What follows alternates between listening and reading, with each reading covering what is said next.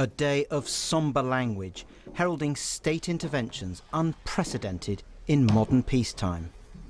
Clearly what we're announcing today is a very substantial change in the way that we want people to live their lives. And I can't remember anything like it in my lifetime. I don't think there's really been anything like it in peacetime. Any lingering hope that the UK might escape the worst of the coronavirus was quashed, as Britain was told cases are now accelerating rapidly. The UK death toll now stands at 55. This is going to go on for some time, and I think we should not be under any illusions that if we just do this for a couple of weeks, that is sufficient. This is going to have to be a prolonged period. The Prime Minister and the government senior scientists outlined a series of measures. If anyone or anyone in their house shows symptoms of the virus, a persistent cough or a high temperature, they should all stay at home for 14 days. As part of a process known as social distancing, everybody should avoid unnecessary contact with others and avoid unnecessary travel. People should also start to work from home and should avoid pubs, clubs, theatres and similar social venues. These social distancing measures apply in particular to 3 groups: everyone over 70, those under 70 with an underlying medical condition and pregnant women. By this weekend, people with the most serious health conditions will be advised to largely shield themselves from social contact for around 12 weeks. Many MPs thought the Prime Minister was advising all of those aged over 70 to stay at home, when he said that fit people in that age group might see the measures as excessive. The Health Secretary later clarified that the shielding advice would apply only to those with underlying health conditions. A deeply challenging day for the government as it sought to convey nuanced messages to an anxious population. Britain is now dramatically stepping up its response to the coronavirus in the face of more draconian measures across the globe and stern warnings of the need for decisive action. We cannot stop this pandemic if we don't know who is infected. We have a simple message for all countries: test, test, test. Theresa May voiced concerns. The World Health Organization advice was very clear: test, test, test. At an earlier stage, the UK changed its testing requirements, and those who have symptoms and self-isolate are no longer tested. If the full information is to be available, surely the testing has to be very significantly increased. Who exactly is going to be tested? On the point about the World Health Organization saying that we should test, test, test, I wholeheartely agree. And we have continued the increase in testing in this country throughout this outbreak. The point that was made last week is that as the increase in number of cases continues, so that our increase in testing capability must increase faster, and therefore at this stage we have to make sure that the use of the tests we have are prioritised. Labour believes the government needs to do more. I think we all on my side of the House have concerns that there's not enough testing in the UK. And I think there are real concerns that were expressed there. If NHS workers can't get tests, if teachers can't get tests, we need them to be on the front line against this virus. And if they can't know if they're okay, then that's a problem. So I think we must see this stepped up and we must see it offered to all those people as soon as possible. Taking precautions, a former health minister is largely supportive of the government. It's a grave, grave move from the government today, but a necessary one. You know, they have really stepped it up. People have been saying, we want more draconian action from the government. Well, we're not going to do that in response to any knee-jerk. We're going to do that in response to the science. The science is saying that now is the time, and that's why we've done what we've done today. A sombre mood at Westminster, ending tonight with severe restrictions on access to Parliament from tomorrow. Well, Nick is here with us now. You're going to explain about why the government shifted ground over the weekend. But first, some late-breaking news. That's right. So in the last 40 minutes, the Commons Speaker, Sir Lindsay Hoyle, has announced some pretty stringent restrictions on access to Parliament from tomorrow. So they're barring all non-essential access will end, and there will also be no access to the public gallery. But as you were saying tonight, we've learnt part of the reason why the government has stepped up its response so dramatically today. Now, the key body that made the recommendation to the Cobra Emergency Committee is the Scientific Advisory Group for Emergencies. That's known as the SAGE Group. That is chaired by Sir Patrick Vallance, who's the Chief Scientific Advisor who flanked the Prime Minister today. Now, that group has a number of scientists on it, and one of the scientists who sits on it is Professor Neil Ferguson from Imperial College London.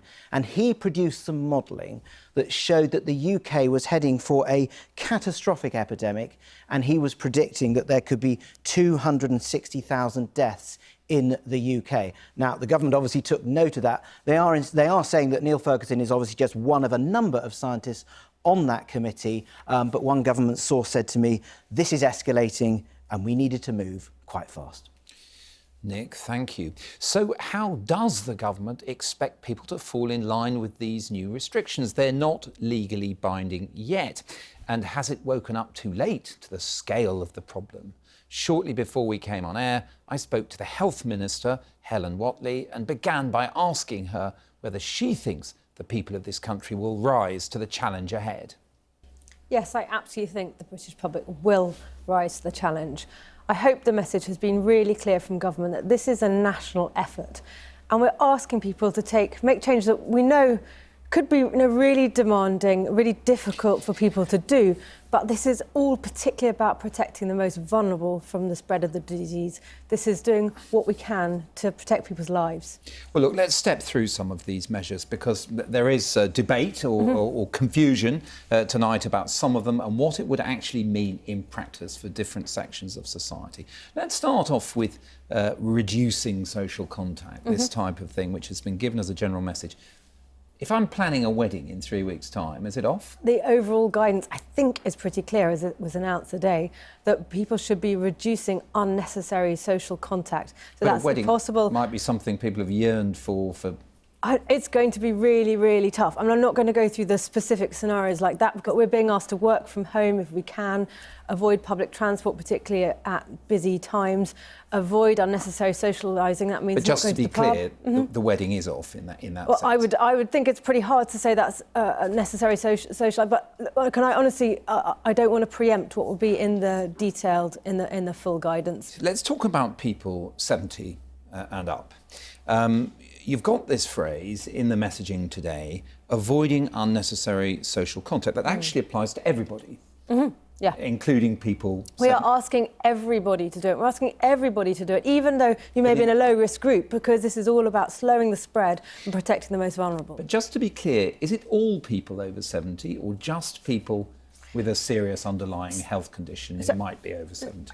We're going to see further advice for people with particularly serious vulnerability. So, for instance, maybe somebody who's had an organ transplant or particular immune system compromises. But the advice today and on the avoiding unnecessary social contact is firstly for everybody, and then secondly, particularly strongly, we're really emphasising it for people who are over 70, particularly people who know that they may be more vulnerable to complications from coronavirus. People over 70 in general, or simply those with the underlying serious health conditions that might affect people of all age groups? So, we're trying to give the most helpful steer we possibly can. So the guidance, there's everybody to minimise, for instance, don't travel on public transport at busy times if you can avoid it. But particularly emphasising that over 70s need to be careful about the risks they're taking, and particularly those who know they're more vulnerable, for instance, people who are on the flu list are advised to have a flu vaccination every year. So coming back to that phrase that we've discussed a couple of times already, unnecessary social contact, taking the grandchildren to see grandma and grandpa this weekend is also out. It looks like that's not going to be the best thing that you could do to make sure that your grandparents. And I think of this from my taking my own children to see my parents. And is that necessary? And it's better for us to communicate. We can FaceTime, we can Skype. Not everybody will have that. Okay, maybe it's pick up the landline, whatever you have. And really important, actually, for us to keep in touch. And what we all need to do as a society is shift from the face-to-face contact to keeping in touch by other methods, and particularly thinking about people who you know are likely to be getting lonely, who are having to particularly isolate themselves at the moment, and go the extra mile to make sure that they've had some contact. We're hearing quite a lot of concerns being expressed by people working in the NHS about the scale of preparations for what lies ahead, and could certain things have been done earlier, just other worries as well about whether it's possible to ramp up the kind of scale of things that might be needed. Let's take, for example, assistance with breathing ventilators. Now, the Health Secretary has said we've got around 5,000. The Germans apparently have got 28,000, something like that, massively more than the UK. Proposals have been invited from industry. When realistically might the number go up significantly in the NHS? So the work has been going on steadily, day in, day out. People have been working round the clock for weeks, all the way through the weekends, to get ourselves in the best possible place to be prepared. Could you have put the request out earlier for more ventilators? Well, there's also been a huge response to the kind of call for industry to support the production of the ventilators. When might we see more going into hospitals? Well, I mean, what I can tell you is we've seen a huge response to that, and we'll be ramping up the pace of supply of ventilators as fast as we can. How many do you think you're also, going to buy? I'm not going to be able to give you a specific number on the ventilator. But you wanted to move on to testing, so let's move on to testing. But I wanted to give an overall picture. So much of this, we're doing two things. One is slowing the spread, and the other is increasing the NHS capacity to care for those who may need to go into hospital. Absolutely. Do you think your philosophy on testing has been right? Well, we've been doing two things. One is testing, for instance, in hospitals, so we identify people in hospital who have coronavirus and can take the steps, and there's been the containment strategy there, but also been doing sampling in the community. Exactly, so we get a sense of where the hotspots are. So we have been doing a two-pronged approach on the testing, and we are ramping testing up. We're hearing concern in our team from people working in the NHS, which is to do with protective equipment, particularly in places like care homes. Clearly, in intensive care environments, it's provided as part of the standard setup, but people are worried about that stock of equipment being exhausted under current demands. Can you guarantee that the people on the front line of this are going to all be properly protected in the coming months? So another of the things that has been continuously discussed and looked at is making sure that we have the supplies for personal protective equipment, PPE, as it's known, and we'll be able to distribute it effectively to where it's needed. As a country, we already have a stock. We keep a stock of PPE because of knowing that pandemic flu would be something that we're it's a known risk we have to be prepared for, and we're ready for those stocks to be distributed to the NHS and to social care. In fact, they've already gone out across the country to GP surgeries. We have a sense tonight as a country that we're heading into a dark place, with great efforts required of everybody and perhaps sacrifices in many families. When do you think we might see a glimmer of dawn end to this? Yeah, you're absolutely right. We are heading into an incredibly challenging period. We haven't had a public health emergency like this for generations, and it's not going to be over in a few weeks. So this is why we don't take any of these steps that we've announced today lightly at all. We're asking people to make real changes to their lives. We know it's going to be very difficult for businesses, for people's livelihoods, and we know that it's not a matter of weeks, it can be a matter of months. People need to think about, for instance, the social distancing measures for at least 12 weeks, possibly longer. We've got to do what it takes to protect people's lives and to come through this. And it is a national effort. We're all going to have to come together to look out for each other, to look out for our neighbours, to look out for the most vulnerable, and we will get through it. Minister, thank you. Now, since we made that recording, the government has now published its full guidance on social distancing. You can find it by visiting www.gov.uk. So, have we seen the government deploy its public health big bazooka today? And will that be enough to flatten the rising curve of infections? Professor Jeremy Farrar is the director of the Wellcome Trust, and Professor Peter Openshaw from Imperial College London is a noted specialist in respiratory medicine, in particular viruses. We're also joined down the line by Dr. James Haddock from the Doctors Association, and in self-isolation the Labour peer Joan Bakewell, who was appointed as a voice for older people in the government in 2008. Welcome to you all. Professor Farrar, if we could start with you. You are actually on the scientific advisory group. How would you characterise the change in approach that we've seen over the last 2 days? Is it an attempt to avoid this catastrophic consequence we're hearing about in one report this evening, or fine-tuning, do you think? I don't think this is fine-tuning at all. No, this is a very substantial change. We've got to appreciate this is an incredibly fast-moving pandemic now, and there may well be further changes coming in the future. But what today represents is a step change from even a week ago or 2 weeks ago, encouraging people to distance themselves from others. I don't like the term socially distanced, because we must make sure we keep social contacts with all of them for all of our well-being and mental health. But workplaces, mass gatherings, making sure that we don't go to crowded places, particularly indoors, and particularly looking after the most vulnerable in society, people with other conditions, people with long-standing lung disease or heart disease, or indeed those over the age of 70. This is a big change. Do you think it should have happened sooner, Professor Openshaw? Well, there's a lot of people internationally been putting pressure on the British government to make more rapid change. But I think it's important to emphasise that the government has been very closely advised by some really expert scientists. It's almost unique in this country that we have such a lot of scientific advice being fed directly into government decision-making. And what do you think the Chinese made of our approach to date? Well, I think they're very glad to see that we're changing. I know from Chinese colleagues that they've been a little bit concerned that they've made such amazing efforts to contain this thing, and that we haven't apparently been moving as fast as they would like us to be.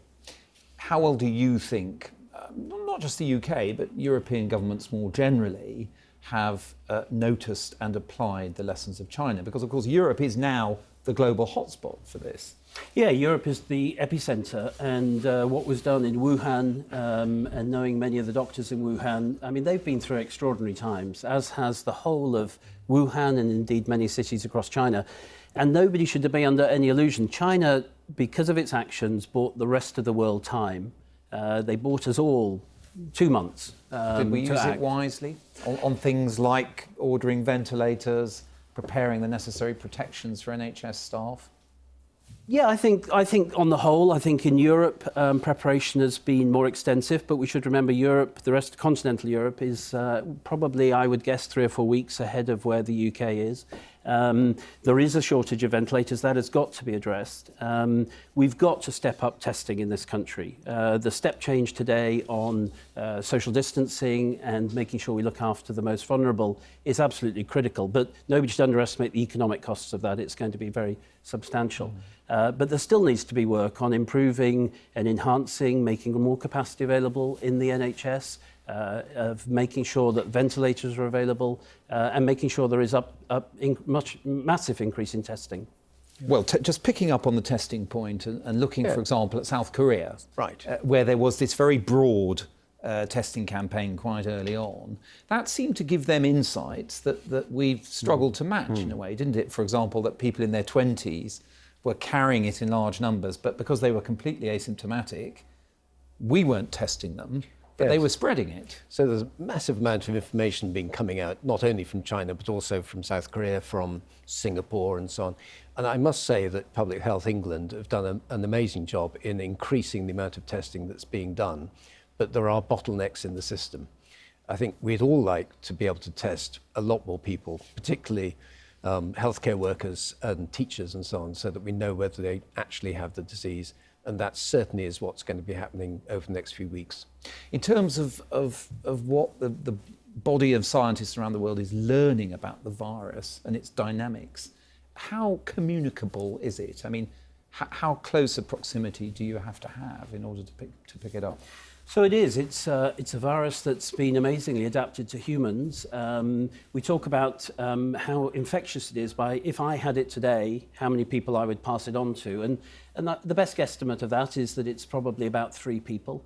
If you compare that with influenza, which is about 1 or 2 people, it's significantly more infectious than is influenza. And that's why it's spread around the world. We shouldn't forget that we're on about day 70, I think, of this pandemic. I first heard about this on the 30th of December. We're now the middle of March, and this has gone from one city in China to the whole globe. There is no country in the world today that is not having episodes of infection with coronavirus. That's remarkable. We've never seen that. It's certainly never seen it in my lifetime. I don't think we've faced a public health threat like this since 1918. Is there a real sense that the thing can be checked until there is a vaccine, or is the vaccine too far down the road for any trust to be placed in a strategy of that kind? No, we absolutely need the vaccine, and today is a day to celebrate for everybody. This is the day that the first vaccine went into a human being in the United States, and we will have access to this vaccine in the United Kingdom soon. That's a remarkable achievement. 68 days from the first time this virus was identified, and now we've got a vaccine which is going into very early trials in humans. But nobody should be under any illusion. This is another year away, or maybe 2, before we'll have a vaccine for public health. And Professor Openshaw, is it straightforward? Because in some areas like dengue fever, a vaccine for this type of virus proved to be counterproductive. We're certainly not home and dry when we first see an antibody response. We need to know that that is a protective response, that it's durable, and indeed we need to be absolutely certain it's not going to enhance the severity of disease, which it could possibly do. We know some other coronaviruses, feline peritonitis virus, for example, you can enhance the severity by vaccination. So I think we're a little way off, but I think we mustn't forget there are many other possible treatments, ways of mitigating the illness, which we're learning a lot more about day by day. And the longer we can delay this, the more we can understand about how to manage it, and importantly, what not to treat it with. Thank you both very much. If I could move on now to Dr. James Haddock, who joins us down the line and is on the front line of this in an NHS hospital. Can I ask you firstly, if you were able to hear the Health Minister there, whether you were reassured by what she said on things like protective equipment for staff on the NHS, ventilators, that type of thing? Yeah, good evening, Nick. It's good to see that the government are stepping up their activity and stepping up measures. However, the conversation you had earlier with the Health Minister, Helen, I wasn't completely reassured by that. I felt there was a lack of detail, particularly about how we're going to procure ventilators. But more importantly and more pressing right now, we are hearing reports from colleagues that there is a severe lack of PPE, particularly masks. This is personal protective equipment? On the front line. Personal protective equipment that we use prophylactically to protect ourselves from viral transmission, but also that has a secondary effect in that healthcare workers are less likely to transfer the virus to vulnerable patients in hospital who don't have it.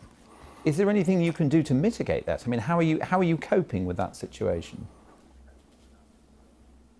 Well, it's early days at the moment. I am worried. I wouldn't like to say any specifics, but I am worried that some doctors and healthcare workers are being put in positions where they're not using PPE appropriately. And if that is happening, I think the Department of Health need to act urgently and ensure that PPE is getting to hospitals. We've heard there have been suggestions of bringing in people who might have recently retired, of bringing in volunteers. Do you see any sign of that yet on wards, of additional people being available to help with the load?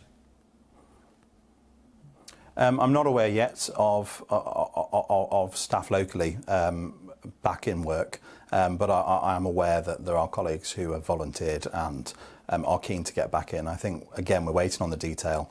A lot of these retirees will need to be fully protected. They need to be re-registered and they need to be indemnified to come back to work.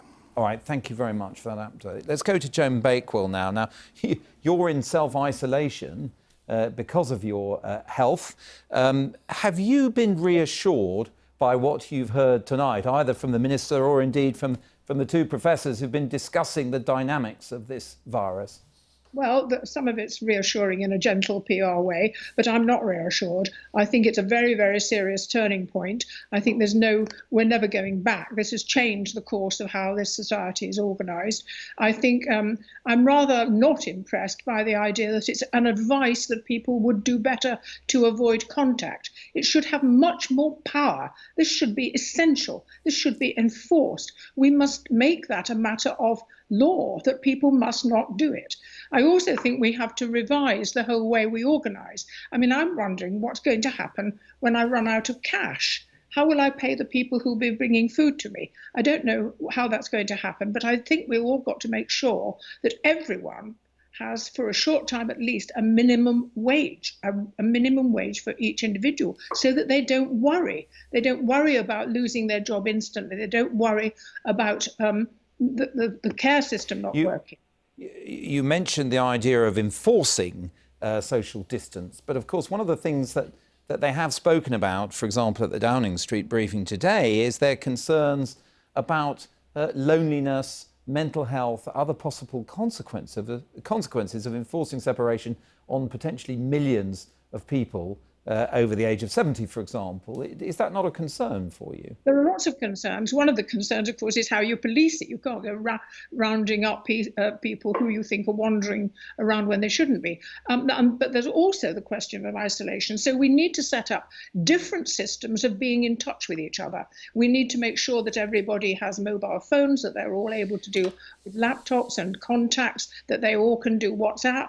So we need to have a much more rigorous attention to linking people up. We also need to link people up with their local communities. I'm on part of a group that's called Next Door, and we're already in action. We're in touch with each other, creating groups of people to go and help, where volunteers helping those in need. We're all in touch with each other. We're not waiting for the government to do that. We'll wait forever. This has got to be done by people themselves. Lastly, Joan, do you feel supported and embraced, as it were, by society, or do you feel that this virus is exposing a certain cruelty in attitudes to people over 60 or 70, in the sense that clearly they are disproportionately affected by the virus? I've always felt that the old are underrated and that they have great skills and competencies. Incidentally, because they're old, we steal a march on Boris, because we do remember, having been children during the war, what it was like to have state intervention, to have rationing, to have plans made, to have to obey what the state said